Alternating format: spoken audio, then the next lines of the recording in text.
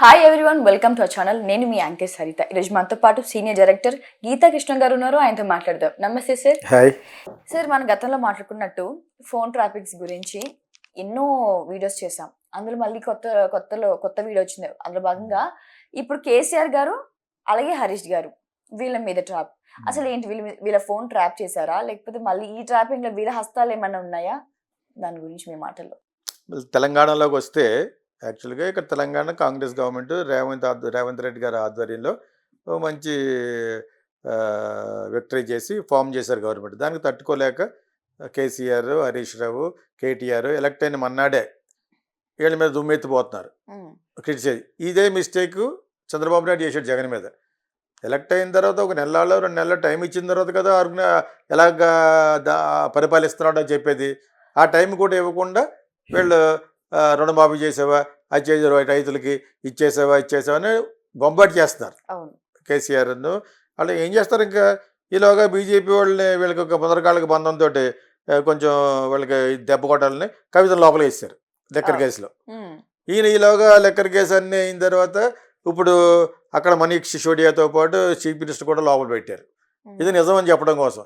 ఇదంతా నిజమే కాదు, అంతా కుకప్ చేసింది. ఆ గవర్నమెంట్ పాలసీని రకరకాల బిజినెస్ పీపుల్ వాడుకుంటారు. ఆ వాడుకోవడే ప్రాసెస్ని ఇది పెద్ద బూత్ అని కేసీఆర్ మన టీవీ నేను ఇంటర్వ్యూలో చెప్తున్నాడు. ఓకేనా? సో దాన్ని ప్రమోట్ చేయటం వలన పాతవి మర్చిపోతారని. పాత ఇంకా పెద్ద కేసు ఉంది అక్కడ, ఏంటి టెలిఫోన్ ట్యాపింగ్ అని, ఇవన్నీ ఇవి చెయ్యొచ్చు అని మన్మోహన్ సింగ్ గారు ప్రైమ్ మినిస్టర్ గారు ఎప్పుడూ అన్నది మన కేటీఆర్ తెలివితేటలుగాను చూపిస్తున్నాడు. ఇదిలో ఇలా చూపిస్తున్నాడు. Okay, that is in a different context. As a prime minister of India ఈ అటర్డ్ దోస్ వర్డ్స్, ఆ మాటలు అన్నాడు. ఓకే, అది చాలా హాస్యాస్పదంగా ఉంది. ఇప్పుడు ఎవరన్నా వెళ్ళి అవునండి టెలిఫోన్ టైమింగ్ చేసామండి మాకు దోల అంట కదా, వాడు డిఫెండ్ చేసుకుంటాడు కదా, నాకు మా చెల్లికి బాగా ఇదైంది దోల అని చేత చేసుకున్నామంటే మా చెల్లి వచ్చి లెక్కర్ బిజినెస్ చేసుకోమని నేనే చెప్పాను అంట కదా. డిఫెండ్ చేసుకుంటాక ట్రై చేస్తారు. అలా డిఫెండ్ చేసుకునేది ఆ ప్రాసెస్లో ఈ మధ్యలో కూడా ఉన్నాడు వీళ్ళ బెనాల్డ్. అతనే కేటీఆర్కి కేసీఆర్కి పక్కలో బళ్ళు. ఎందుకంటే వీళ్ళిద్దరికంటే బాగా మాట్లాడతాడు అతను. ఓకే, మనవాడు రోజుకు ₹1 కోటి కారులో పట్టుకెళ్ళిపోయాడు. మీకు అర్థమైనప్పుడు మీకు అతని గురించి ఎవరన్నా చెప్తే పెద్ద పెద్ద మొత్తాలు కాకుండా కారులో పట్టుకెళ్ళేదే అంత ఉంటుందట. చిల్లర అనమాట అది వాళ్ళ భాషలో. మనకు ఆ చిల్లరే పెద్ద పెద్ద అమౌంట్ కింద లెక్క, దారి ఖర్చులే. అర్థమైందా? సో అది అక్కడ అతను చాలా శ్రేష్ఠుడి కింద మాట్లాడుతూ ఉంటాడు.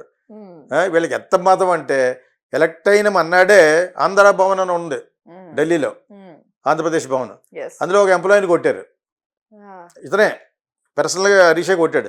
ఇంకా అప్పటి నుంచి అతని మీద మంచి ఇంప్రెషన్ లేదు. How dare you can do that, లాగి తిరిగాడు కొట్టాడు కాడు. నేను ఇదే మాట బాలకృష్ణ కూడా అన్నాను, ఎక్కడ పడితే అటు కొట్టేస్తాం ఇంటికి అంటే నువ్వు నీకు వెనకాల 100 మంది ఉంటారు, అక్కడ 100 మందిని చూడకుండా తండ్రేటంటే దిస్ హ్యాపెండ్ ఫర్ ఇళయరాజా. తర్వాత ఎప్పుడు అడగండి అంతే. అర్థమైందా మీకు? ఇప్పుడు అల్పుడనే కొట్టేవనుకో అటు తిరిగి కొడితే తప్పు కదా అది. అందులో అల్పుడే నీకు అల్పుడేటి, గవర్నమెంట్ ఎంప్లాయీ. ఈ హరీష్ రావుకి ఆ తిక్క ఉంది, ఆ పొగరు ఉంది, వీళ్ళకి అందరికీ ఉంది. కేసీఆర్కి ఉంది, లేకపోతే మోడీ గీడి సన్నాసి ఎవడు మాడతాడు అలాగా? ప్రైమ్ మినిస్టర్ ఎవడ తిడతాడా? ఇప్పుడు ప్రైమ్ మినిస్టర్ ఇప్పుడు ఒక మాట ముస్లిమ్స్కి పంచిపెట్టేస్తారు, వెల్త్ డిస్ట్రిబ్యూషన్ అనే కేసు జరుగుతుంది ప్రస్తుతం. హేట్ స్పీచ్ జరిగింది. ఇప్పుడు మోడీ గారు అర్రా అనమాట అనేశాడు. హిందువుల దగ్గర మంగళసూత్రాలు తీసేసుకుని అమ్మేసి ముస్లింస్కి ఇస్తారన్న మాట అన్నాడు. అనకూడదు ప్రైమ్ మినిస్టర్ కన్నా. నీకు హిందూ ఎంత ముఖ్యమో ముస్లిం అంత ముఖ్యం, క్రిస్టియన్ కూడా అంతే ముఖ్యం. As a prime minister of India, as a secular గవర్నమెంట్లో అది చాలా పెద్దది చేసి చెప్తారు. ఆ మాటకే ఎందుకు చెప్తుంటే మరి అతను స్టేట్ గవర్నమెంట్లో ఉంటూ ప్రైమ్ మినిస్టర్ సన్నాసి మోడీ గీడి ఏం పీక్కుంటాడు అన్న కొడుకు, వాట్ లాంగ్వేజ్ ఇస్ దట్? తప్పది. వాళ్ళు ఎప్పుడు దానికి రియాక్ట్ కాలేదు. సోషల్ మీడియాలో ఎలా రియాక్ట్ కావట్లేదు, వాళ్ళు కూడా వదిలేశారు. ఏనుగు మీద పడితే ఎలాగ తట్టుకోతుంటుందో అలాగే వాళ్ళు లెఫ్ట్ ఇట్. కాకపోతే మనం అన్నీ చెప్తారు కదా, ఇక్కడ ఉన్న ఇంటెలిజెన్స్ అంతా వెళ్ళిపోతుంది. ఏ రోజుకి ఆ రోజు ప్రైమ్ మినిస్టర్ ఎవరైతే రూలింగ్లో ఉన్నారో, అపోజిషన్ కూడా ఇక్కడ ఎవరెవరైతే మాటలు అన్నారో అవి హిందీలో ట్రాన్స్లేట్ చేసి వెళ్ళిపోతాయి అక్కడికి. అలా ట్రాన్స్లేట్ చేసి ఒక ఆయన నా దగ్గర పనిచేశారు ఒక 10 years బ్యాక్. నా ఫిల్మ్ స్కూల్లో పనిచేశాడు ఆయన, కృష్ణమూర్తి గారని. హిజ్ డ్యూటీ, ఆయన చాలా స్కూల్స్లో ప్రిన్సిపలే చేశారు. ఆయన ఇంగ్లీష్ అయ్యి బాగొచ్చు, తెలుగు వచ్చి, ఇంగ్లీష్, హిందీ వచ్చు. కాబట్టి ఇక్కడ ఏమైతే అన్నదో అవన్నీ కాంగ్రెస్కి వెళ్ళిపోవాలి, హైకమాండ్కి. బికాజ్ అప్పుడు కాంగ్రెస్ గవర్నమెంట్ ఉండేది కాబట్టి. మీకు అర్థమైందా? ఈ విధంగా అన్నీ వెళ్తాయి. Each and every act of this chief minister or elsewhere, ఎవరైనా కూడా ప్రైమ్ మినిస్టర్ నోటీస్కి వెళ్తాయి. నిన్న ఇలా బోంగానే ఇలాగన్నాడు, ఈడీ బోడీ నాడు కొడుకు అన్నాడు, ఏం పీక్కుంటారో అనేది అర్థం. ఇందులో ట్రాన్స్లేట్ చేస్తాడు. ఏం పీక్కుంటారో ఎలాగో చెప్పాలి నాకు తెలియదు. మరి క్యా పీక్ ఇది అంటాడేమో మరి. చేత ఏం పీక్కుంటారు అనేది ఏదో ట్రాన్స్లేట్ చేస్తే మనవాడు మన కూర్చుని ఉంటాడు, ఎవరో మన బోడీ గారు. అది ఇవన్నీ అక్కడికి వెళ్తాయి. ఇతనేంటి ఎచ్చు పెచ్చు అంటారు ఆంధ్రాలో. ఎచ్చి పెచ్చి అంటే ఎందుకంటారు? వినేవాళ్ళు గంగిరెద్దులు అట్ట ఉంటారు కదా, వాళ్ళు వింటున్నారు కదా, నీకు చెప్పేస్తూ ఉంటాడు అన్నమాట కేసీఆర్. అన్నీ నోట్ అయిపోతూ ఉంటుంది. ఓకే, ప్లస్ వేరే ఇంకో సూపర్ పవర్ కూడా ఉంది, కర్మ. అది ఒకటి నోట్ అయిపోతూ ఉంటుంది. వాళ్ళు ఒక్క మాట నన్ను ఎందుకన్నా అనలేదు ఎప్పుడు, మోడీ గీడీ.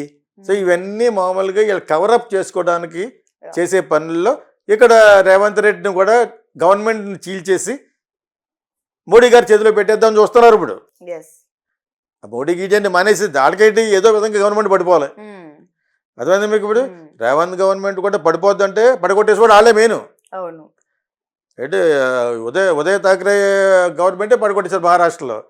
వాళ్ళనే అతను పక్కన ఉండేవాడిని తీసి చీఫ్ చేశారు. అది వీళ్ళ గేమ్ ఆఫ్ పాలిటిక్స్.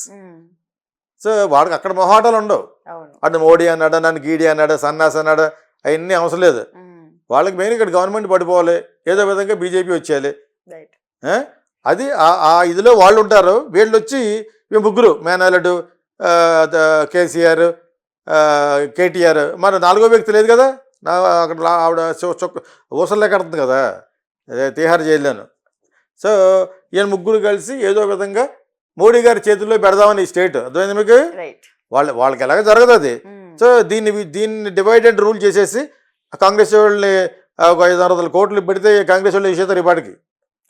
ఒక్కొక్కటి 50 కోట్లు ఇస్తాడా? అటు లైఫ్లో సంపాదించలేడు. రేవంత్ రెడ్డి ఎవరో ఇవ్వలేడు, వాళ్ళ దగ్గర ఏమి లేదు, అక్కడే సంపాదించుకోవాలి. ఇంత ఎందుకురా కష్టంగా శుభ్రంగా కేసీఆర్ గారు ఏదో 50 కోట్లు ఇస్తాడు, పోదామని పోతారు వాళ్ళు. ఓకే, అప్పుడు గవర్నమెంట్ పడిపోతుంది. మీకు అర్థమైందా? ఆ ప్లాన్ చేస్తారు. ఏదో పెద్ద బ్రహ్మ విద్యను పెద్ద ఇదేం కాదు. Nothing but they wanted to buy the MLAs from Revanth Reddy and give it to Modi. Final అల్టిమేట్గా వాళ్ళే బెనిఫిషరీస్. అర్థమైందా? That is the plot.